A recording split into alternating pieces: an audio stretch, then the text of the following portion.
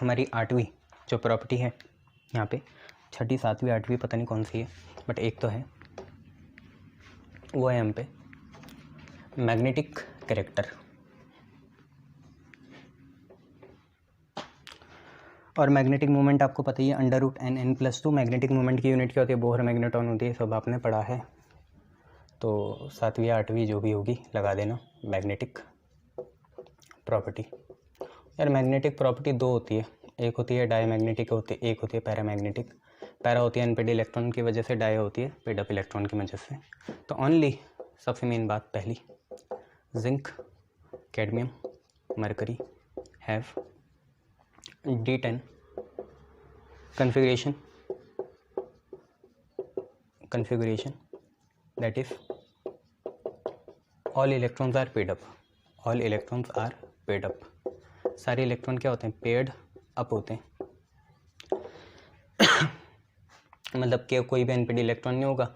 Hence जब सारे electron paired up होते हैं तो डायमैग्नेटिज्म शो होता है। तो दे शो डायमैग्नेटिज्म, ये दिखाते हैं डायमैग्नेटिज्म। ठीक है भैया, क्या दिखाते हैं? डायमैग्नेटिज्म दिखाते हैं। तो सिर्फ जिंक, कैडमियम और मरकरी ही स्टेबल कन्फिग्रेशन D10 कन्फिग्रेशन दिखाते हैं, जिसकी वजह से इनके सारे इलेक्ट्रॉन पेड अप होते हैं और ये डायमैग्नेटिज्म शो करते हैं to be external magnetic field में। डायमैग्नेटिज्म में क्या होता है? एक्सटर्नल से ही क्या होंगे? रिपेल होंगे। एक्सटर्नल मैग्नेटिक फील्ड को क्या करेंगे? रिपेल करेंगे। अब अगर मैं आपको मैग्नेटिक मोमेंट बताऊं तो उसे म्यू से डिनोट करते हैं, ठीक है, और वो होता है √n(n+2), यूनिट आती है बोहर मैग्नेटॉन। अब n क्या है? n है number of unpaired electron,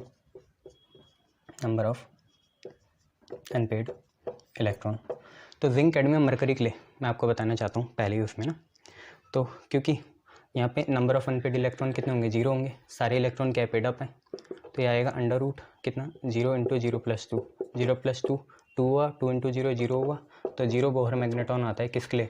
zinc के लिए, कैडमियम के लिए, मरकरी के लिए। ये याद रखना।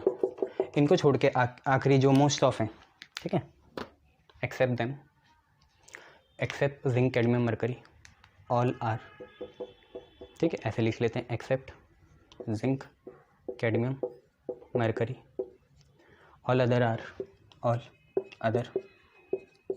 अदर मतलब अदर्स क्या लिखना फिर? All others are paramagnetic. बाकी सारे क्या होते हैं?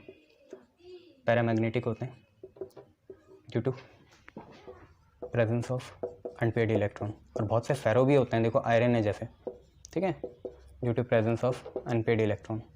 अनपेड इलेक्ट्रॉन की प्रेजेंस है, इससे पैरा है, मतलब एक्सटर्नल मैग्नेटिक फील्ड में ये क्या हो जाएंगे? बी एक्सटर्नल, अट्रैक्ट हो जाएंगे। मैग्नेटिक फील्ड का सिंबल बी होता है ना, उससे। तो क्या बोला? एक्सटर्नल मैग्नेटिक फील्ड में अट्रैक्ट होंगे। भाई अनपेड इलेक्ट्रॉन है तो पैरा होगा, पेड अप इलेक्ट्रॉन है तो डाया होगा। ये चीज़ आ गई? गुड। अब यहाँ पे भी हम निकालेंगे तो यही फॉर्मूला लगाएंगे, mu is equal to √n(n+2) Bohr magneton. आपको ही पता है पैरामैग्नेटिक में म्यू नॉट इक्वल टू 0 आएगा। म्यू बहुत लार्ज आ गया, बहुत ज़्यादा आ गया 1 से, तो इसे बोलते हैं हम फेरो, ठीक है। और म्यू नियरली इक्वल टू 1 आया तो हो जाएगा हमारा कितना? पैरा। नियरली इक्वल टू 1 मतलब 1 2 3 ऐसे चलेगा। फेरो बहुत ज़्यादा। ये चलो मैं यहाँ पे एक कन्फिग्रेशन बना देता हूँ। क्या लिखें? चलो छोड़ो, कोई नहीं, इतना ही लिख लो, ठीक है। एन की वैल्यू मैं बता देता हूँ क्या हो सकती है। 1 हो सकती है, 2 हो सकती है, 3 हो सकती है, 5 हो सकती है, 5 से ज़्यादा नहीं जाती, इतनी हो सकती है एन की वैल्यू, है ना। तो करस्पॉन्डिंग म्यू की वैल्यू निकाल लो, क्या होगी, है ना। म्यू की वैल्यू खुद निकालना, एन की वैल्यू 1 डालना, एन की वैल्यू 2 डालना, एन की वैल्यू 3 डालना, एन की वैल्यू 5 डालना। अब निकाल लेना ये चीज़ें, है ना। तो ये हम पे मैग्नेटिक प्रॉपर्टी भी ख़त्म होती है। अब हम आयनाइजेशन एंथैल्पी देखते हैं, नेक्स्ट टॉपिक। आयनाइजेशन एंथैल्पी आपको पता ही है क्या होती है, मतलब energy required to remove an electron. Metal है ना, तो कटाइन बनाएंगे तो इलेक्ट्रॉन रिमूव होना चाहिए। आयनाइजेशन एंथैल्पी आप लोगों को पता ही है, मेरे हिसाब से वो 8वीं या 9वीं होगी प्रॉपर्टी, 8वीं लगा लेता हूँ। आयनाइजेशन एंथैल्पी या पोटेंशियल, आयनाइजेशन एंथैल्पी या पोटेंशियल, ठीक है। तो जनरली ये तो ये होती है कि एनर्जी रिक्वायर्ड REQ है ना, energy required to remove outermost electron. और फिर वही राम कहानी, आइसोलेटेड गैसेज, एटम, ये सारी बातें, बट इतना सही है, energy required to remove outermost electron. Clear इतना? गुड। चलो इसका डायग्राम मैं आपको दिखाता हूँ क्या है। चलिए, तो ये हमें कुछ ग्राफ से दिखता है। इन ग्राफ में देखिए पीक सारी बहुत जगह, ग्राफ किस किस के बीच में बना, यहाँ तो ट्रांजिशन एलिमेंट है और यहाँ आयनाइजेशन एनर्जी है किलो जूल पर मोल में। देखो 700, 800, 900, 1000 किलो जूल पर मोल है। 3D सीरीज़ ये थी, देखो titanium, vanadium, chromium, manganese, ferrous, cobalt, nickel, copper. ठीक है, जिंक जुंक नहीं लेते, उनमें तो बहुत ही हाई जाती है। सारे इलेक्ट्रॉन पेड अप है ना, खुश हैं, सारे इलेक्ट्रॉन पेड अप होंगे। जिंक, कैडमियम, मरकरी में सारे पेड अप हैं, क्यों हटना चाहेंगे वो, बहुत आफत आ जाएगी। D10 तो सबसे स्टेबल कन्फिगरेशन होगी ना, हाफ फील्ड से भी ज़्यादा स्टेबल होगी, फुली फील्ड है वो, इसलिए उन्हें नहीं दिखाया। जिरकोनियम, न्योबियम, मॉलिब्डेनम, ऐसे मैंगनीज है, RU है, PD है, कॉपर है, hafnium, thallium, tin, RE, osmium, iridium, platinum, gold, ये सारी चीज़ें। अब ये ठीक से तब पता चलेगी, एक बार बुक की रीडिंग मानना, ग्राफ के साइड पॉइंट देखना। सॉरी, मैं आपको एक इम्पॉर्टेंट चीज़ बता देता हूँ जो यहाँ पे इम्पॉर्टेंट पॉइंट्स याद रखने हैं। ठीक है, ये ग्राफ तभी समझ में आएगा। पहला क्या है, चाहे ज़मीन आसमान एक हो जाए, कुछ भी हो जाए, सबसे ज़्यादा आप बताओ आयनाइजेशन एनर्जी लगेगी कहाँ। देखो भाई, जो मेटल होंगे, क्या होंगे, मेटल, जैसे S ब्लॉक वाले होंगे, मेटल का काम ही इलेक्ट्रॉन को क्या करना है, लूज़ करना है, मेटल कटाइन बनाना है। तो S ब्लॉक वालों की तो बहुत कम होगी। ठीक है, S ब्लॉक वालों की बहुत कम होगी। उनसे ज़्यादा किसकी होगी, आयनाइजेशन एनर्जी D ब्लॉक वालों की होगी। और सबसे ज़्यादा आफत आएगी जो नॉन मेटल होते हैं। नॉन मेटल कौन होते हैं, जैसे नाइट्रोजन हो गया, ऑक्सीजन हो गया, फ्लोरीन हो गया, इनमें मतलब P ब्लॉक में। चाहे ज़मीन आसमान एक हो जाए, आप S के ऊपर वाले, D के नीचे वाले, या D के बीच वाले, P के ऊपर वाले, या P के नीचे वाले, S के ऊपर वाले, किसी को भी कंपेयर करो, ज़मीन आसमान चाहे एक कर दो, P ब्लॉक वालों की ज़्यादा ही होगी किससे, D ब्लॉक वालों से, और D ब्लॉक वालों की ज़्यादा ही होगी किससे, S ब्लॉक वालों से। आपको ही पता है। और मैं यहाँ पे पहली आयनाइजेशन एनर्जी की बात कर रहा हूँ, IE1। ठीक है भैया, याद रखिएगा। गुड। देखो ना, S ब्लॉक वाले मेटल होते हैं भैया, ये मेटालॉइड्स हैं, मेटालॉइड्स, और वो क्या हैं, नॉन मेटल है। नॉन मेटल वाले तो लेना चाहते हैं इलेक्ट्रॉन, देना कहाँ चाहते हैं, उनकी इलेक्ट्रॉन एफिनिटी हाई होगी, मतलब बहुत लो होगी, आसानी से इलेक्ट्रॉन ले लेंगे, जबकि आयनाइजेशन एनर्जी बहुत हाई होगी। ठीक है, दूसरा देखिए आप क्या है, दूसरा ये है, अब एक सिंपल सी बात है, अब ये ग्राफ में मिटा देता हूँ, अपने जहन में रखना। दूसरा पॉइंट ये है कि जब हम नीचे जाते हैं ना, तो इतना ज़्यादा अप्रिशिएबल चेंज नहीं होता। हाँ, लेफ़्ट से राइट तो बहुत चेंज होगा, बट अब जब हम नीचे ग्रुप में जाते हैं तो इतना ज़्यादा अप्रिशिएबल चेंज नहीं होता आयनाइजेशन एनर्जी में। उसके पीछे भी आपको पता है रीज़न है, दो चीज़ें आपस में लड़ती रहती हैं, इफेक्टिव न्यूक्लियर चार्ज और कौन, भैया पहले तो हमने लिख लिया था, इफेक्टिव न्यूक्लियर चार्ज और कौन है, इंटर इलेक्ट्रॉनिक रिपल्शन। तो वही है कि there is very slow increase, बहुत कम डिफरेंस होता है, तो there is very slow increase, मतलब स्लो भी है, स्लो इंक्रीज़ हो रहा है, बहुत धीरे धीरे इंक्रीज़ हो रहा है इन आयोनाइजेशन एनर्जी और potential. There is very slow increase in ionisation energy और पोटेंशियल। ठीक है, इन पीरियड मतलब कैसे जाते हैं, लेफ़्ट से राइट। जब हम लेफ़्ट से राइट जाएंगे, अच्छा मैंने ग्रुप बोल दिया था उस टाइम, सॉरी यार बच्चों, है ना, हो जाती है कभी गलती इंसान है। लेफ़्ट से राइट जब हम जाएंगे तो इफेक्टिव न्यूक्लियर चार्ज भी एक फैक्टर है और इंटर इलेक्ट्रॉनिक रिपल्शन भी एक फैक्टर है, दोनों लड़ते रहते हैं, इसलिए आयनाइजेशन एनर्जी में ज़्यादा इंक्रीज़ नहीं आता, वेरी स्लो इंक्रीज़ आता है। ठीक है, तो there is very slow increase in the ionisation energy और पोटेंशियल इन पीरियड लेफ़्ट से right due to two opposing effect, due to opposing तो है, एक घटाना चाह रहे हैं कौन, न्यूक्लियर चार्ज, और रिपल्शन बढ़ाना चाह रहे हैं साइज़ को ना, साइज़ से ही तो लेना देना है आयनाइजेशन एनर्जी का। जितना साइज़ बढ़ा उतना हम न्यूक्लियर चार्ज से दूर जाएंगे, उतना आसान हो जाएगा इलेक्ट्रॉन को निकालना। और जितना ज़्यादा रिपल्शन होगा, देखो पहले से लड़ाई है तो चीज़ें क्या चाहेंगी कि भाई चलो लड़ाई ख़त्म नहीं हो, तो वहाँ से दूर जाना चाहेगी, तो रिपल्शन की वजह से तो क्या होगा, आयनाइजेशन एनर्जी कम लगनी चाहिए, है ना, और इफेक्टिव न्यूक्लियर चार्ज की वजह से ज़्यादा लगनी चाहिए। तो due to two opposing factors कौन कौन है, या एक है आपका इफेक्टिव न्यूक्लियर चार्ज। देखो इफेक्टिव न्यूक्लियर चार्ज और आयनाइजेशन एनर्जी डायरेक्ट है, खुद ही सोचो।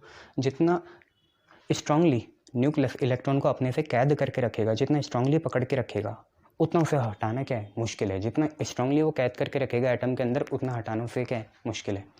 और दूसरा कौन है, इंटर इलेक्ट्रॉनिक रिपल्शन, IER, वो इन्वर्सली प्रोपोर्शनल है किसके, आयनाइजेशन एनर्जी के। खुद ही सोचो कैसे, जितना ज़्यादा आपस में इंटर इलेक्ट्रॉनिक रिपल्शन होगा उतना इलेक्ट्रॉन चाहेगा यार इससे दूर भागो, इस सिस्टम से क्या करो, दूर भागो, यहाँ तो स्टेबिलिटी है ही नहीं। इंटर इलेक्ट्रॉनिक रिपल्शन की वजह से अनस्टेबिलिटी आती है, तो वो इससे दूर भागना चाहेंगे, तो कम एनर्जी में भी वो भागना चाहेंगे। तो ये दो ट्रेंड बड़े खतरनाक हैं यहाँ पे। तो 10 देखो इसके कंसिक्वेंस क्या हुए कि slight difference in ionisation energy, IE for, ये जो मैं ऐसे लिखता हूँ ना एब्रीविएशन में, पूरा लिखो करो आप, ionisation energy for scandium, titanium, vanadium and chromium, इनके लिए तो बहुत सारी स्लाइट डिफरेंस है। दूसरी चीज़ क्या है, स्लाइट डिफरेंस फॉर, आप ऐसे मत लिखना, वैसे लिखना, slight difference for ionisation, slight difference in ionisation energy for ferrous, cobalt, nickel, copper. ठीक है, फेरस, कोबाल्ट, निकल, कॉपर। अब ये दोनों चीज़ें आप याद रखना। मैंने क्या बोला, जब हम पीरियड्स में जाएंगे लेफ़्ट से राइट, तो दो फैक्टर्स हैं, एक है आपका इफेक्टिव न्यूक्लियर चार्ज ENC और एक है inter electronic repulsion. Nuclear charge जितना ज़्यादा होगा उतना मुश्किल है इलेक्ट्रॉन को निकालना, तो ज़्यादा एनर्जी व्यस्त करनी पड़ेगी। ठीक है, तो आयनाइजेशन एनर्जी ज़्यादा है, और जितना रिपल्शन होगा, जितना मतलब अनस्टेबल सिस्टम होगा, इलेक्ट्रॉन उतना भागना चाहेंगे, तो कम एनर्जी में भी काम चल जाएगा। इन दोनों की वजह से वेरी स्लो इंक्रीज होता है आयनाइजेशन एनर्जी में। तो ionisation energy for scandium, titanium, vanadium, chromium के बीच में बहुत कम डिफरेंस है। ऐसे ही हमने ट्रेंड देखा फेरस, कोबाल्ट, निकल और कॉपर में। बट यहाँ एक नोट दिखाना चाहेंगे, since zinc, cadmium, mercury, since zinc, cadmium, mercury have completely filled d subshell। Zinc, cadmium, mercury में completely filled क्या होता है, d subshell। इनमें completely filled क्या होता है, d subshell। ठीक है, तो they are stable, ये क्या होंगे, स्टेबल होंगे। hence their ionization energy is very large, बहुत लार्ज आयनाइजेशन एनर्जी होगी, क्योंकि भाई ये स्टेबल है ना, कम्प्लीटली फिल्ड है। कैसे हैं, D10 कन्फिग्रेशन है, सारे पेड अप हैं, सारे क्या हैं, पेड अप हैं, 5 6 7 8 9 10 सारे पेड अप हैं। आफत आ जाएगी, आप निकाल ही नहीं पाओगे, इससे स्टेबल कन्फिग्रेशन कहाँ होगी, जिंक, कैडमियम, मरकरी से ज़्यादा। ये ठीक है, गुड। अच्छा, जनरली क्या होता है, ये तो फर्स्ट पीरियड की बात हुई, ठीक है, ये सारा किसके लिए था, 3D सीरीज़ के लिए था। ये सारी बातें हमने आयनाइजेशन एनर्जी की करी, किसके लिए, 3D सीरीज़ के लिए करी। अब जरा हम 4D सीरीज़ में आते हैं और वहाँ देखते हैं क्या है। तो या 4D सीरीज़ में भी नहीं, ये तो हमने सारी बातें करी आयनाइजेशन एनर्जी फर्स्ट के लिए, तो 3D सीरीज़ की आयनाइजेशन एनर्जी फर्स्ट की बात करी है हमने, ठीक है। बट एक बार इलेक्ट्रॉन निकल जाएगा तब तो इतना ज़्यादा स्टेबल नहीं रहेगा ना, तो वही देखना है। तो याद रखना, जो पहली चीज़ थी वो 3D सीरीज़ की आयनाइजेशन एनर्जी फर्स्ट, मतलब पहले इलेक्ट्रॉन निकालने में जितनी आफत लेनी पड़ेगी उसकी बात है। अब हम इसमें दूसरा पॉइंट देखेंगे, general trend for ionisation energy second and third. General trend for ionisation energy second and ionisation energy third in 3D series. आप मेरे हिसाब से कोर्स में 3D सीरीज़ ही है इस बार, ठीक है। इन 3D सीरीज़ इज़ दैट आप खुद ही सोचो होगा क्या, लेफ़्ट से राइट जाएंगे, क्योंकि इफेक्टिव न्यूक्लियर चार्ज क्या कर गया, बढ़ गया, तो यार अब ज़्यादा एनर्जी लगेगी, तो आयनाइजेशन एनर्जी भी क्या लगेगी, ज़्यादा। जितना न्यूक्लियर चार्ज बढ़ेगा उतना इलेक्ट्रॉन बंधा रहेगा, उतना उसे छुटाने के लिए, स्वतंत्र करने के लिए, लिबरल बनाने के लिए ज़्यादा एनर्जी व्यस्त करनी पड़ेगी, लिबरेट करने के लिए, तो आयनाइजेशन एनर्जी भी क्या लगेगी, ज़्यादा। बट कुछ फ्यू एक्सेप्शन है, वेरी फ्यू एक्सेप्शन, कुछ इसमें एक्सेप्शंस भी हैं। क्या हैं वो एक्सेप्शंस, ज़रा प्रकाश डालिए, नज़र डालिए, ठीक है। आपको याद करने पड़ेंगे कि आयनाइजेशन एनर्जी सेकंड फॉर किसके लिए? Chromium. Chromium is greater then manganese and copper is greater then zinc. Second वाली, ठीक है, सेकंड वाली आयनाइजेशन एनर्जी किसकी ज़्यादा है? क्रोमियम की ज़्यादा है मैंगनीज से, और फिर कॉपर की ज़्यादा है जिंक से, ठीक है। थर्ड, दूसरा है ionisation energy third of manganese is very high. Of manganese is very high, बहुत ज़्यादा हाई है। किसकी? आयनाइजेशन एनर्जी थर्ड किसकी? मैंगनीज की। तीसरा क्या है? तीसरा ये है IE third of copper nickel and zinc. Copper nickel and zinc is very high, is very high, बहुत ज़्यादा हाई होगी। अच्छा, चौथा कौन सा है? चौथा है ionisation energy of 5D is greater than ionisation energy of 4D is greater than ionisation energy of 3D। इसमें तो कोई शक नहीं था, 4D की ज़्यादा ही होगी आयनाइजेशन एनर्जी, ठीक है। ऐसा क्यों है? क्योंकि देखो यहाँ पे 5D 4D और 3D में पुअर शील्डिंग इफेक्ट जैसी कोई चीज़ होगी, आपको भी पता है। जितना बड़ा डी सबशेल होगा उतना ज़्यादा उसका पुअर शील्डिंग इफेक्ट होगा। अब देखो पुअर शील्डिंग इफेक्ट है मतलब वो इलेक्ट्रॉन को ढाल नहीं पाया, बचा नहीं पाया न्यूक्लियर चार्ज से, और जब वो न्यूक्लियर चार्ज से बचा नहीं पाएगा तो इलेक्ट्रॉन न्यूक्लियर चार्ज से और अच्छी तरीके से बंध गया। अब उसे निकालने में और ज़्यादा एनर्जी यूज़ करनी पड़ेगी। तो चाहिए तो मैंने आपको बताना भी नहीं चाहता, आप खुद ही देख लेते। तो यहाँ पर लिख लेंगे due to poor shielding effect of higher d subshell, due to poor shielding effect of higher d subshells, जो हायर डी सबशेल्स हैं। और शील्डिंग इफेक्ट का ऑर्डर भी आपको पता ही है, यहाँ लिख लेते हैं। डी में देखें तो 5D का बहुत बर्बाद होगा, किससे? 4D से। हालांकि तीनों ही बर्बाद हैं, पर बर्बादी के भी तो अलग अलग लेवल होते हैं ना, तो 5D सबसे ज़्यादा बर्बाद है, अच्छी तरीके से वो शील्ड ही नहीं कर पाएगा। 3D 4D लगभग कर ही लेंगे, पर 5D तो बहुत ही गया गुजरा है, ठीक से कर नहीं पाएगा। तो इलेक्ट्रॉन सारा क्या होगा? जो लीकिंग न्यूक्लियर चार्ज है उससे बंधा रहेगा और ज़्यादा एनर्जी लग जाएगी, ठीक है।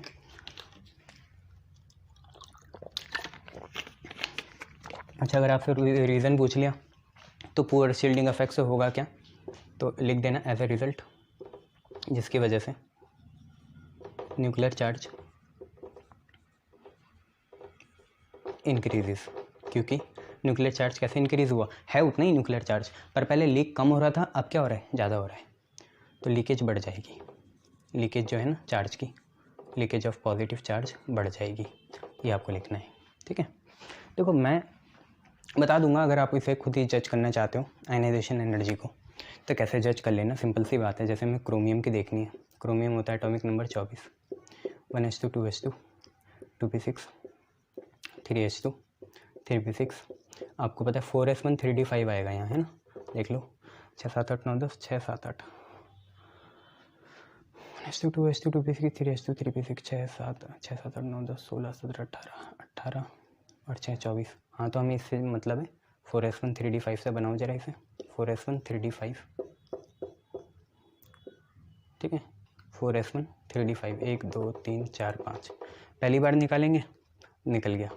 दूसरी बार निकालेंगे, बड़ा मुश्किल हो जाएगा, क्योंकि ये क्या है? स्टेबल डी कन्फिगरेशन है, स्टेबल डी कन्फिगरेशन है, बड़ा मुश्किल हो जाएगा। देखो IE1 कब होगा? IE1 होगा जब ये वाला 4s वाले इलेक्ट्रॉन निकाल दें। अब जब IE2 निकालेंगे तो सक्सेसिव देखेंगे, इनमें से एक इलेक्ट्रॉन निकालना होगा, बट ये तो स्टेबल डी कन्फिगरेशन है, 5 वाली हाफ फील्ड वाली, तो निकालना बड़ा मुश्किल हो जाएगा, इसलिए मुश्किल है। तो क्रोमियम का ऐसा हाल है। अब मैंगनीज का देखें तो मैंगनीज में आपको पता है 25 होते हैं, तो 4s2 होगा और 3d क्या होगा? 5 होगा। तो देखिए 4s2 हो गया और ये 5 हो गया, 1 2 3 4 5, 4s2 1 2 3 4 5।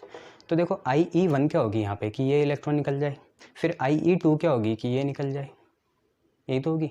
तो भैया इसमें तो आँच ही नहीं पड़ी डी में, तो पहला निकल गया इसका, दूसरा भी निकल जाएगा, क्या दिक्कत है?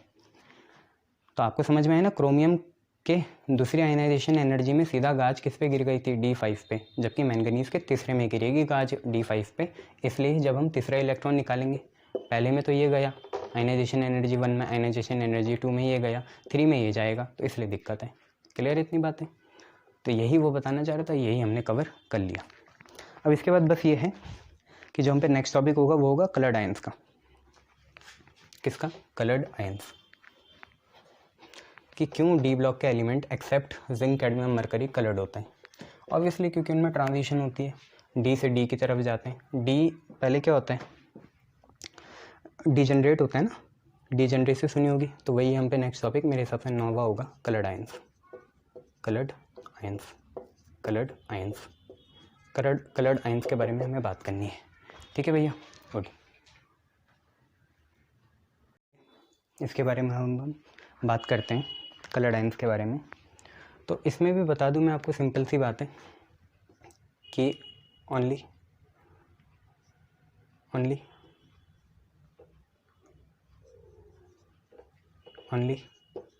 Zinc, cadmium, mercury doesn't form coloured ions.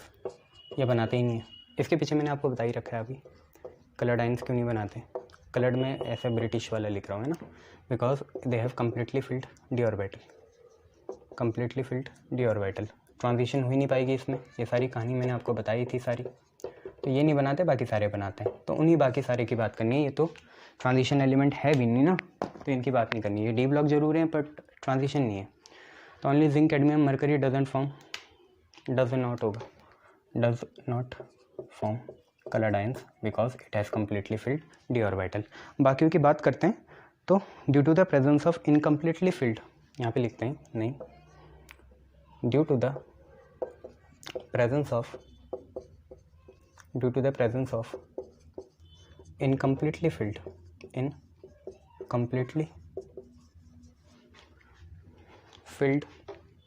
due to the presence of incompletely filled D subshells, due to the presence of incompletely filled D subshells,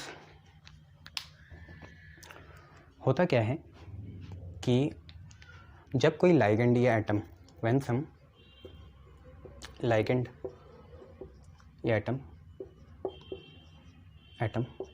approach, जब कोई लाइगेंड या एटम अप्रोच करता है ट्रांजिशन एलिमेंट को, transition metal atom को, ठीक है, मतलब वो लालच देगा इन्हें। लाइगेंड पे क्या होता है? लोन पेयर होते हैं, एटम पे भी लोन पेयर या इलेक्ट्रॉन्स होंगे, जैसे सल्फर है, बहुत सारे ऑक्सीजन, मतलब बहुत सारे इलेक्ट्रॉन्स हैं। तो क्या होता है, इनको लालच आ जाता है और इन पे डी ऑर्बिटल तो होता ही खाली है।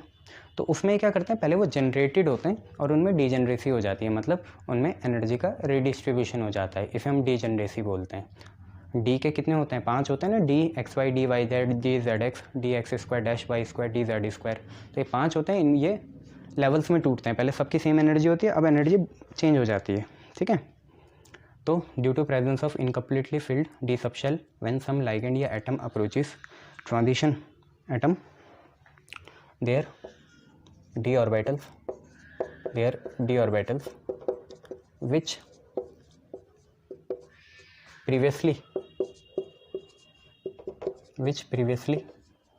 have same energy, पांचों के पांचों में सेम एनर्जी होती है। पता है ना, उनमें से 3 तो इंटरन्यूक्लियर होते हैं और कुछ वैसे होते हैं। सेम एनर्जी होती है मतलब इन सब का एक ही लेवल होता है, 1 2 3 4 5। मुझे नहीं पता कौन क्या होता है, मैं ऐसे लिख रहा हूँ, d x y, d y z, d z x, ठीक है, d x square dash y square और डी जेड स्क्वायर। ये होते हैं 5 होते हैं। तो प्रीवियसली की बात कर रहा हूँ मैं, ये कि जब पहले तो क्यों कलर्ड क्यों होते हैं, क्योंकि इसमें इनकम्प्लीटली फिल्ड डी सबशेल होते हैं और जब कोई लाइगेंड जिनमें लोन पेयर है वो ट्रांजिशन मेटल एटम पे आता है तो उसे लालच आ जाता है कि मैं बॉन्ड बना लूँ। उसकी वजह से वो क्या करता है, जो उसका डी ऑर्बिटल है, जो उसकी खास पहचान है, उसको वो क्या कर देता है, स्प्लिट कर देता है। पहले तो उन पे सब में सेम एनर्जी है, तो देखो सब एक ही लेवल में, ठीक है। Which previously have same energy, तो ऐसे लिखना है इसे ब्रैकेट में, which previously have same energy like this gets split up and degenerate, gets split up and degenerate. पर ध्यान रखिएगा, डीजनरेट तो हो रहे हैं, इसका मतलब अब कुछ ऑर्बिटल्स में कम एनर्जी है और कुछ ऑर्बिटल्स में ज़्यादा एनर्जी है। बट अगर पहले 20 होगी ना, तो अभी भी 20 होगी। Law of conservation of energy अब भी चलेगा। पहले 20 कैसी थी, हर एक पे 4 4 होगी, 4 1 जा 4, 4 2 जा 8, 4 3 जा 12, 4 5 जा 4, 3 जा 12, 4 4 जा 16, 4 5 जा 20, ऐसे। बट अब डीजनरेट हो गए, मान लो अब 3 पे 16 हो गई और बाकी जो 2 बचे उन पे 4 है, तो 16 4 अभी भी कितने होंगे, 20 होंगे। है तो degeneracy, law of conservation of energy को भी प्रूफ करेगा ही, वो वेरीफाई करेगा ही, ठीक है। Gets split up and degenerate, this is known as crystal field splitting. ये हम पढ़ेंगे कोऑर्डिनेशन कंपाउंड में, ठीक है। वहाँ पे और भी चीज़ पढ़ेंगे, ऑक्टाहेड्रल फील्ड स्प्लिटिंग भी पढ़ेंगे, बट अभी CFT बोल लेते हैं। This is known as crystal field splitting. इसमें क्या होता है, फील्ड जो होता है इनका ना, मैग्नेटिक फील्ड, इलेक्ट्रिक फील्ड, वो स्प्लिट हो जाता है, ठीक है। इसे हम बोलते हैं क्रिस्टल फील्ड स्प्लिटिंग, CFT। अब मेन बात है, ये तो सारी बातें करी, होता क्यों है, तो होने को तो आपको पता ही चल गया, डी सबशेल होते हैं और कोई लाइगेंड या एटम आएगा तो ये बौखला जाते हैं, बोलते हैं हम बॉन्ड बनाएंगे भैया। इसकी वजह से इन्हें अपने डी ऑर्बिटल्स 5 के 5 होते हैं, है ना, DXY DYZ DZX DX dash X square dash Y square DZ square, इन सबकी सेम एनर्जी होती है। उसको स्प्लिट अप कर देते हैं, 3 की ज़्यादा एनर्जी हो जाती है, 2 की कम एनर्जी हो जाती है, या 3 की कम एनर्जी हो जाती है, 2 की ज़्यादा हो जाती है। इसको हम बोलते हैं डीजनरेसी, है ना। या ये होता किसके अकॉर्डिंग है, क्रिस्टल फील्ड स्प्लिटिंग के अकॉर्डिंग होता है, ठीक है, ये याद रखना। बट अब मेन बात यह है कि एज इन ट्रांजिशन मेटल होता क्यों पाता है, मतलब इलेक्ट्रॉन ट्रांजिट कैसे कर पाते हैं। आपको ये तो पता है कि कलर क्यों आता है, वो सारा बता रखा है, फोटोन की एनर्जी ऊपर जाएंगे, हर कलर की अपनी वेवलेंथ होती है तो कॉम्प्लीमेंट्री कलर दिखता है। बट होता क्यों है, क्योंकि बहुत कम एनर्जी डिफरेंस होता है, किस में, NS as well as in N-1 electron. तो reason as in transition metal, as in transition metal there is very less, there is very slight, slight मतलब लेस ही होता है, स्लाइट मतलब मैं ये लेस ही बोलना चाह रहा हूँ, very slight, there is very slight difference in the energies, difference in the energies of NS and N-1D orbitals electron, orbitals electron, ठीक है। तो मतलब बहुत कम एनर्जी डिफरेंस होते हैं इसमें, देयरफॉर समझ में आया, NS और N-1D इलेक्ट्रॉन्स जो हैं उनके बीच में बहुत लेस एनर्जी डिफरेंस होते हैं, देयरफॉर इनर इलेक्ट्रॉन्स, अंदर के जो इलेक्ट्रॉन है ना, inner electrons can be easily promoted, easily promoted, promoted मतलब समझ गए ना, ट्रांजिशन, है ना। तो inner electron can be easily promoted from lower energy level, lower energy level to higher energy level. इसे हम आसानी से प्रमोट कर सकते हैं इलेक्ट्रॉन को, कहाँ से, लोअर एनर्जी लेवल से हायर एनर्जी लेवल में, with in the same D subshell. ये सबसे मेन बात है, with in same D subshell, क्योंकि अब तो डीजनरेसी आ गई, इस वजह से with in the same D subshell, ये बहुत इंपॉर्टेंट चीज़ है। रीज़न पता ही चला ना, क्योंकि NS और N-1D इलेक्ट्रॉन्स की क्या होती है, कम एनर्जी होती है, तो हम लोअर एनर्जी लेवल से अपर एनर्जी लेवल में इलेक्ट्रॉन को भेज सकते हैं। ये with in the same D subshell भी पॉसिबल है, ठीक है। अब होता कैसे, now electron will absorb, electron will absorb energy, energy from photon, from photon, photon होता है E is equal to H nu या HC by lambda of particular colour, of particular colour, colour मतलब क्या हुआ यहाँ, पर्टिकुलर वेवलेंथ होगी और particular क्या होगी, फ्रीक्वेंसी होगी, ठीक है। तो now electron will absorb, D लिख दिया सर आपने absurd, absorb energy from photon is equal to H nu of particular colour या wavelength from visible region, from visible region, visible region and impart colour. क्या impart करेगा, colour impart करेगा, impart क्या करेगा भैया, कलर इम्पार्ट करेगा, ठीक है। और कलर भी कौन सा, कॉम्प्लीमेंट्री कलर। उसके लिए एक मंशन व्हील होती है, वो देखेंगे, कॉम्प्लीमेंट्री कलर। मंशन व्हील बायो में बहुत यूज़ होती है यहाँ पे देख लो तुम थोड़ा सा, ये चीज़ है, ठीक है। Impart complementary colour in form of radiation, radiation की फॉर्म में इम्पार्ट करेगा, ठीक है। ये पूरी इससे डिटेल कुछ नहीं हो सकता इसमें। तो आपको ये भी पता चला, सबसे पहली बात, जिंक कैडमियम मरकरी भाई वाइट होंगे, कोई कलर शो नहीं करेंगे उनका, क्योंकि क्या है, डी ऑर्बिटल पूरी तरीके से फिल्ड है। अब होता कैसा है कि जो ट्रांजिशन मेटल आयन होते हैं, क्योंकि उनमें n-1 डी ऑर्बिटल होते हैं, तो वो क्या करते हैं, अगर उनमें n-1 डी ऑर्बिटल होंगे तो वो क्या करेंगे भैया, अगर उन्हें कोई मेटल आयन अगर उन्हें कोई लाइगेंड अप्रोच करेगा, लाइगेंड में होते लोन पेयर, तो वो बौखला जाते हैं। वो बोलते हैं भाई कि जो हमारे डी ऑर्बिटल है उसे अब यूज़ करते हैं। तो डी ऑर्बिटल जो पहले वाले होते हैं उनमें सब में सेम एनर्जी होती है, तो उस एनर्जी को स्प्लिट कर देते हैं। तो इसे बोलते हैं हम क्रिस्टल फील्ड स्प्लिटिंग।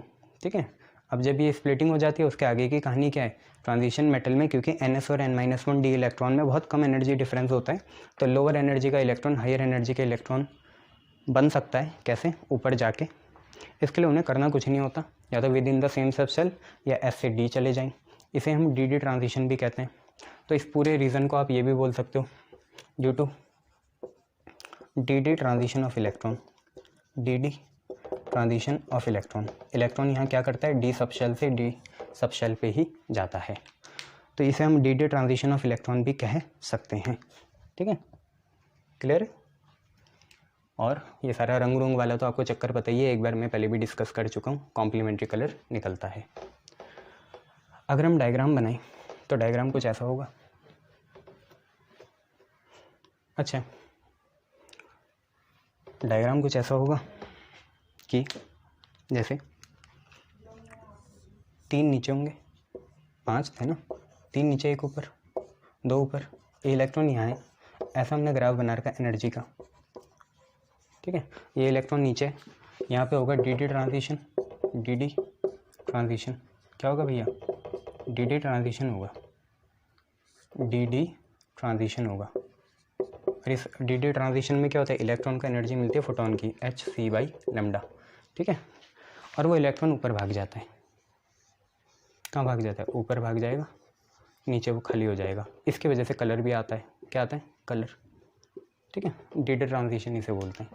अब 3 है तो इसे T2G बोलते हैं, ऐसे नाम रखा हुआ क्रिस्टल फील्ड स्प्लिटिंग में, और इसे EG बोलते हैं। ये हो जाता है T2G, ये हो जाता है EG। ये आप कोऑर्डिनेशन में अच्छे से पढ़ोगे। ठीक है, ये चीज़ है। Clear, good. नाउ अब एक चीज़ देखो इसमें ही, क्या है वो चीज़ ये है कि कॉम्प्लीमेंट्री कलर को हम मंशन कलर व्हील से भी दिखाते हैं। ठीक है, तो जो कॉम्प्लीमेंट्री कलर होते हैं वो मंशन कलर व्हील से भी पता चलता है। तो नोट है, कॉम्प्लीमेंट्री कलर, कॉम्प्लीमेंटरी कलर। कितना टाइम बचा यार, कमी है, 1 मिनट। चलिए, तो ये देखिए, ये क्या है, मंसन का कलर व्हील है। ये हमें कॉम्प्लीमेंट्री कलर के बारे में बताता है। इसकी खास बात क्या है, इसमें ये नहीं होता कि जैसे कोई चीज़ येलो है तो येलो इसलिए है कि सारे कलर एब्जॉर्ब कर लिए और येलो नहीं कर पाया। इसने बस 2 कॉम्प्लीमेंट्री कलर के बीच में बताया। जैसा आपको पता है 2 कलर मिलाते हैं तो एक नया कलर बनता है, वही चीज़ है। तो यहाँ बस कॉम्प्लीमेंट्री कलर ऐसे हैं कि ब्लू दिखा रहा है तो रेड को एब्जॉर्ब करा होगा, रेड दिखा रहा है तो ब्लू को एब्जॉर्ब करा होगा, ऑरेंज दिखा रहा है तो ग्रीन को एब्जॉर्ब करा होगा, ग्रीन दिखा रहा है तो ऑरेंज को एब्जॉर्ब करा होगा। हालांकि ऐसे भी चलता है, ग्रीन दिखा रहा है तो ब्लू को एब्जॉर्ब करा होगा, ब्लू दिखा रहा है तो ग्रीन को एब्जॉर्ब करा होगा, येलो दिखा रहा है वायलेट को एब्जॉर्ब करा होगा, वायलेट दिखा रहा है येलो को करा होगा। हालांकि ऐसे भी चलता है, वायलेट दिखा रहा है तो ब्लू को एब्जॉर्ब करा होगा, ब्लू दिखा रहा है तो वायलेट को एब्जॉर्ब करा होगा। 2 इसके प्रैक्टिकल एग्जांपल ये हैं, Cu2+ ब्लू दिखता है क्योंकि वो रेड को एब्जॉर्ब कर रहा है। ठीक है, और CO+ ब्लू दिख रहा है, कोबाल्ट ना, कोबाल्ट का सेकंड जो सॉल्ट है वो ब्लू दिख रहा है क्योंकि उसने येलो को रेड को एब्जॉर्ब करा होगा। ये तो आपको पता ही है, जिंक 2+, कैडमियम 2+, मरकरी 2+, और Ag+ आयन क्या होते हैं, कलरलेस होते हैं। कलरलेस आपको पता है, जिंक, कैडमियम, मरकरी, Ag भी आ गया। ये कलरलेस क्यों है, क्योंकि इनमें completely filled D subshell होता है, मतलब यहाँ कोई ट्रांजिशन होगा नहीं, इसलिए ये कैसे हैं, कलरलेस हैं। ठीक है, नेक्स्ट देखिए, कभी कभार ये हमने सरफेस में भी पढ़ा था कि अगर चार्ज ट्रांसफ़र हो with in the same compound, एक ही कंपाउंड के अंदर 2 एटम आपस में चार्ज ट्रांसफ़र करें तब भी कलर का चेंज हो जाता है। जैसे MnO4- है, ये जो MnO4- है, मैग्नीज नेगेटिव आयन है। अगर यहाँ पे इलेक्ट्रॉन ट्रांसफ़र हो कहाँ से, ऑक्सीजन से मैग्नीज, तो चार्ज का चेंज आ जाता है, इसकी वजह से कलर भी चेंज हो जाता है। तो with in the same molecule या with in the same ion क्या हुए, 2 एटम ने अपने अपने क्या करे, चार्ज को चेंज कर दिया। या इलेक्ट्रॉन का ट्रांसफ़र कर दिया जिसकी वजह से कलर चेंज होता है। जैसे देखो O2- होगा ना, वो O- पर ऑक्साइड बन जाएगा, तो Mn7+ क्या होगा, Mn6+ में कन्वर्ट हो जाएगा, क्योंकि यहाँ से जो एक इलेक्ट्रॉन मिला बचेगा ना, O2- अगर O1- बना तो यहाँ से एक इलेक्ट्रॉन अगर इधर चल गया तो अब क्या होगा, 7+ और एक इलेक्ट्रॉन, तो 7 - 1 कितना, 6, तो मैग्नीज 7+ से क्या बन जाएगा, 6+ बन जाएगा। तो with in the same molecule जिस पे ज़्यादा इलेक्ट्रॉन थे उसने कम इलेक्ट्रॉन वाले को क्या दे दिया, अपना वो दे दिया, तो उसे, ठीक है बच्चों। तो मैं क्या दिखा रहा था आपको यहाँ पे, सिंपल सी बात ये बता रहा था कि with in the same molecule, जैसे MnO4- है, अगर यहाँ पे एक इलेक्ट्रॉन ट्रांसफ़र हुआ ऑक्सीजन से किधर को, मैग्नीज की तरफ, तब भी कलर चेंज हो जाएगा। तो with in the same molecule अगर चार्ज ट्रांसफ़र हुआ दो एटम के बीच, तब भी हमारा कलर क्या हो जाता है, चेंज हो जाता है। जैसे यहाँ पे है O2- जो है ऑक्साइड, जो हमारा आयन है, अगर वो परऑक्साइड आयन बनेगा तो 2- से 1- बना, मतलब एक इलेक्ट्रॉन क्या हो गया, देना पड़ेगा। अब ये एक इलेक्ट्रॉन है Mn7+ पे जाएगा, तो 7+ को एक इलेक्ट्रॉन मिला तो वो 6+ बन गया, तो ये Mn6+ बन जाएगा। तो with in the same molecule अगर चार्ज का ट्रांसफ़र हुआ तब भी कलर चेंज हो जाता है, इस बात को आपको याद रखना है। अब डी ब्लॉक का हमारा लास्ट टॉपिक आएगा, ठीक है, वो देखिए। देखो इसमें अब आखिरी टॉपिक है ऑक्सीडेशन स्टेट, और ये सारा डेटा ड्रीवन है, तो आपको ठीक से समझना पड़ेगा ऑक्सीडेशन स्टेट। जैसे इसमें देखिए पहली चीज़ क्या है कि जो डी ब्लॉक एलिमेंट है वो वेरिएबल ऑक्सीडेशन स्टेट शो करते हैं। आपको इसका रीज़न पता ही है, क्योंकि NS जो है और N-1 डी ऑर्बिटल हैं, इनके लेसर एनर्जी डिफरेंस होता है, इसलिए वो क्या करते हैं, वेरिएबल ऑक्सीडेशन स्टेट शो करते हैं। ये तो आपने पढ़ा ही है। इसके बाद क्या है, ये आपको याद करना पड़ेगा, डेटा ड्रीवन है।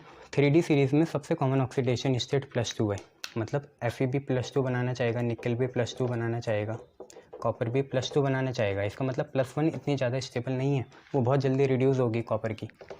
बट जो हमारा स्कैनेडियम है वो +3 भी दिखाता है, क्योंकि यार स्कैनेडियम अपने ना 4s2 जो इलेक्ट्रॉन होता है ना, 4s2 3d1 1 तो भेज भी रहा है, 4s2 भी भेज दे रहा है, तो स्कैनेडियम की +3 भी आ जाती है, ठीक है, याद रखना।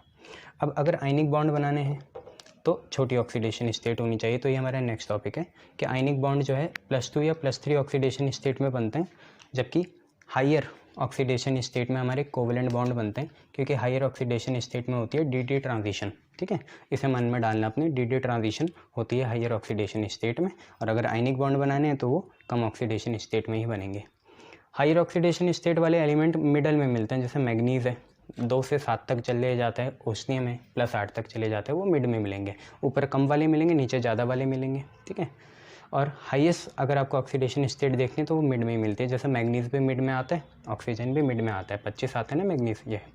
अब ट्रांजिशन एलिमेंट जो है लो ऑक्सीडेशन स्टेट में भी कंपाउंड बनाते हैं। लो मतलब 1 हो सकती है प्लस की, 0 हो सकती है, नेगेटिव हो सकती है, नेगेटिव को भी लो माना गया है। जैसे ये निकल टेट्राकार्बोनिल या टेट्राकार्बोनिल निकल, इसमें निकल का ऑक्सीडेशन स्टेट 0 है। फेरस पेंटाकार्बोनिल, इसमें ऑक्सीडेशन स्टेट फेरस का कितना है, 0 है। यहाँ पे भी चल जाता है, यहाँ पे भी कोई फ़र्क नहीं पड़ता, यहाँ पे भी ऑक्सीडेशन स्टेट 0 है। ऐसे भी कंपाउंड एग्जिस्ट करते हैं। TiCl4 है, ऐसे हैं। अब देखो जैसे ये है कि इन ग्रुप 6 क्रोमियम से Hg तक हायर ऑक्सीडेशन स्टेट ज़्यादा स्टेबल है, ठीक है। मतलब जैसे हम क्रोमियम से Hg की तरफ जाएंगे तो जो बड़ी वाली ऑक्सीडेशन स्टेट आएंगी वो ज़्यादा स्टेबल होगी। जैसे मॉलिब्डेनम अपनी छठी मतलब MO6+ और टंगस्टन अपनी छठी ऑक्सीडेशन स्टेट मतलब W6+ में ज़्यादा स्टेबल होगा देन क्रोमियम। ये आपको याद रखना है, ठीक है। ग्रुप 6 में जब हम नीचे जाएंगे तो हायर ऑक्सीडेशन स्टेट वाले ज़्यादा स्टेबल होंगे। भैया क्रोमियम तो ऊपर है, उससे नीचे कौन है, मॉलिब्डेनम और टंगस्टन है, वो ज़्यादा स्टेबल के होंगे। नेक्स्ट है कि सॉल्वेंट कैसा है, वो भी एलिमेंट की स्टेबिलिटी को अफेक्ट करता है। जैसे वाटर है, वाटर हमारा सॉल्वेंट हो गया, उसमें Cu2+ आयन ज़्यादा स्टेबल होता है Cu+ से, ये आपको याद रखना है। Cu2+ आयन क्या होता है, ज़्यादा स्टेबल होता है किससे, Cu+ से, ये आपको याद रखना है। किसमें, वाटर सॉल्वेंट में। अब मेन बात है स्टेबिलिटी आयन की, डी ब्लॉक की आयन की स्टेबिलिटी उनके रिडक्शन पोटेंशियल से भी पता चलती है।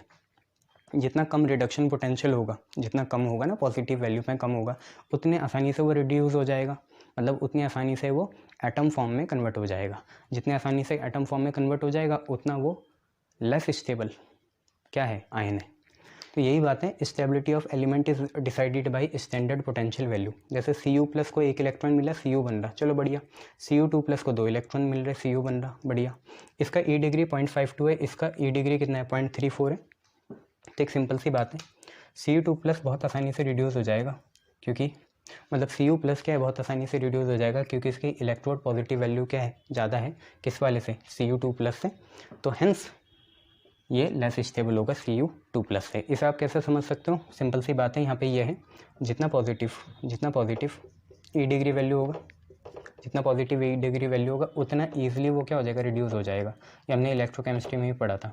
और जितना नेगेटिव E डिग्री वैल्यू होते हैं, उतने जल्दी वो ऑक्सीडाइज होता है, उतनी ईजिली ऑक्सीडाइज होता है, या उतनी मुश्किल से वो रिड्यूस होता है। तो Cu+, आपको बस ये याद रखना है कि ऊपर से Cu2+ स्टेबल था, तो नीचे भी Cu2+ स्टेबल होगा। Cu2+ स्टेबल इसलिए भी है क्योंकि इसका पॉजिटिव इलेक्ट्रोड पोटेंशियल क्या है, कम है या लेस पॉजिटिव है। ये आपको याद चीज़ें रखनी है। तो ये 6 की 6 चीज़ें आप लोग देख लेना क्या क्या हैं, ठीक है। पहली तो है ऑक्सीडेशन स्टेट में कि ये क्या दिखाते हैं, वेरिएबल ऑक्सीडेशन स्टेट दिखाते हैं, क्योंकि NS और साथ में N-1 d ऑर्बिटल क्या है, लेसर एनर्जी डिफरेंस है। फिर इसके बाद क्या है, 3D सीरीज़ में सबसे कॉमन ऑक्सीडेशन स्टेट +2 है, बट इस कैनेडियम के अपने 4s2 इलेक्ट्रॉन की भी बलि दे देता है, इसकी वजह से वो 3 ऑक्सीडेशन स्टेट भी दिखाता है। बाकी सारी कितने दिखाते हैं, 2 दिखाते हैं, जैसे आयरन हो गया, कॉपर हो गया, निकल हो गया, ये सारी चीज़ें। अब आयनिक बॉन्ड तभी बनेगा जब लो ऑक्सीडेशन स्टेट हो, जैसे +2 +3 +1। हायर ऑक्सीडेशन स्टेट में dt ट्रांजिशन शुरू हो जाते हैं, इसकी वजह से कोवेलेंट बॉन्ड बनने शुरू हो जाते हैं। हाईएस्ट ऑक्सीडेशन वाले एलिमेंट कहाँ मिलेंगे, बीच में मिलेंगे, मिडल में मिलेंगे। जैसे मैग्नीज मिलता है, वो जाता है +2 से +7। क्रोमियम मिलता है, ऑक्सीजन हो गया, ऑक्सीजन नहीं ओस्मियम हो गया +8 तक। और कुछ ट्रांजिशन एलिमेंट लो ऑक्सीडेशन स्टेट में भी कंपाउंड बना लेते हैं। लो ऑक्सीडेशन स्टेट कौन कौन सी है, जैसे +1 हो गई, 0 हो गई और नेगेटिव हो गई। जैसे हो गया निकल टेट्राकार्बोनिल या आयरन पेंटाकार्बोनिल। CO है ये कार्बोनिल, ठीक है, CO, कोबाल्ट नहीं, ये CO है, कार्बन और ऑक्सीजन।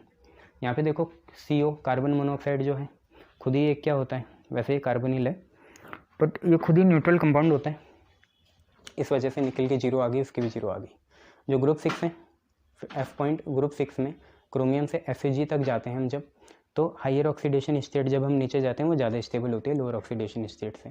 मतलब अगर क्रोमियम ऊपर पाया जाता है, क्रोमियम अगर हाइयर ऑक्सीडेशन स्टेट में है, तो वो इतनी स्टेबल नहीं होगी जितनी जब हम नीचे जाएंगे हमें मॉलिब्डेनम मिलेगा या हमें टंगस्टन मिलेगा, वो 6th ऑक्सीडेशन स्टेट में ज़्यादा स्टेबल होगा।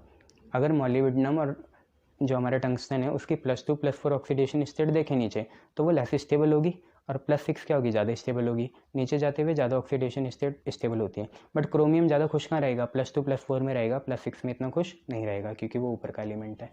अब जैसे सॉल्वेंट होता है, वो भी डिसाइड करता है कि कौन सा आयन किसी पर्टिकुलर मेटल का स्टेबल होने वाला है। जैसे सॉल्वेंट अगर वाटर है, वाटर पोलर हो गया, कोई नॉन पोलर लो, अल्कोहल लो, है ना, इथाइल बेंजोएट लो, ऐसी चीज़ें लो, इथाइल अल्कोहल ले लो। तो अभी तो आपको ये दिख रहा है कि Cu+ अनस्टेबल है वाटर में, और Cu2+ क्या ज़्यादा स्टेबल है। इसको हम नीचे से भी देख पाते हैं कि क्योंकि Cu+ रिड्यूस होने में ज़्यादा पोटेंशियल लेता है और Cu2+ रिड्यूस होने में कम पोटेंशियल लेता है। तो जितना ज़्यादा पॉजिटिव पोटेंशियल होगा उतनी ईजिली वो रिड्यूस हो रहा है।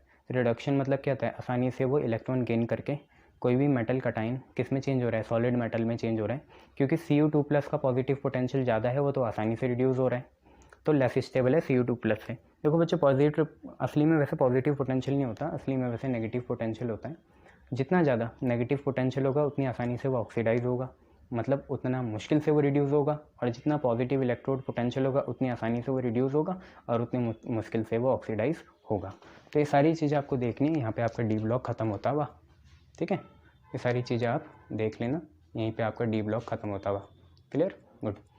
मतलब अब डी ब्लॉक में बचा क्या है, डी ब्लॉक में आपने सारी चीज़ें पढ़ ली, एक बार वो ग्राफ ठीक से देख लेना, बाकी इसमें कुछ और ख़ास है नहीं, इतना ही है डी ब्लॉक। कुछ रिएक्शंस भी हैं, वो रिएक्शन में आपको फ़ोटो दूंगा या लिंक शेयर कर दूंगा, उससे देखना। अभी पोटेशियम परमैंगनेट है, डाइक्रोमेट है, ये सारी चीज़ें आएंगी ना, तो उसमें ध्यान खींचेगा थोड़ा तुम लोगों का ना। अभी तो इतना नहीं है, उसमें ज़्यादा टाइम लगेगा, तो वो ज़रूर कर लेना, ठीक है। डी ब्लॉक ख़त्म हो गया। अब इसके बाद हम IUPAC करेंगे, नेम रिएक्शंस करेंगे, उसको ख़त्म करेंगे। इसके बाद केमिकल टेस्ट करेंगे। एक बार केमिकल टेस्ट पहले पढ़ना, जब मैं अभी करा रहा हूँ, और एक बार जब ऑर्गेनिक हो जाएगी उसके बाद करना, ठीक है। तो ये करेंगे, देखते हैं, कोशिश करते हैं जल्दी निपटाएंगे सिलेबस। Clear, good.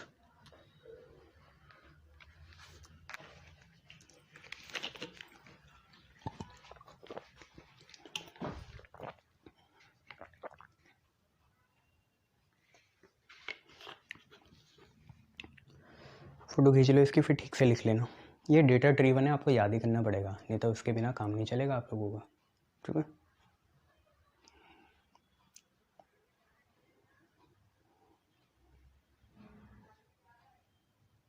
चलिए, धन्यवाद आप लोगों का।